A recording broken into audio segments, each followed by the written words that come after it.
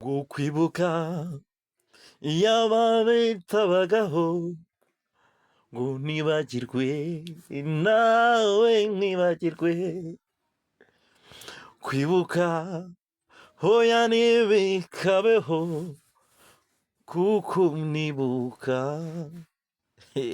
umutima ukababara njya nibuka cyane iyo ndi njyenyine y'amagambo wambwiraga uti hoya sinkababare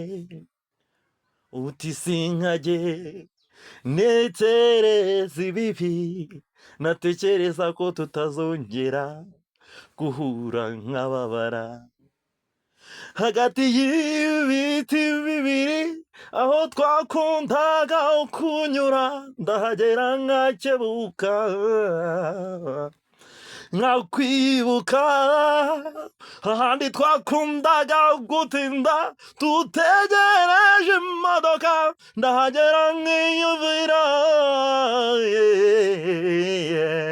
nkakwibuka hari igihe mfata telefone nkumva naguhamagara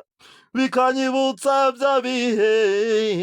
yego we nkakwibuka yeye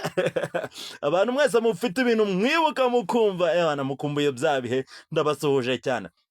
yewe njya nibuka umuntu wanjye unfortunately ntabwo tugihuza ariko tugihuza byari umunezero by the way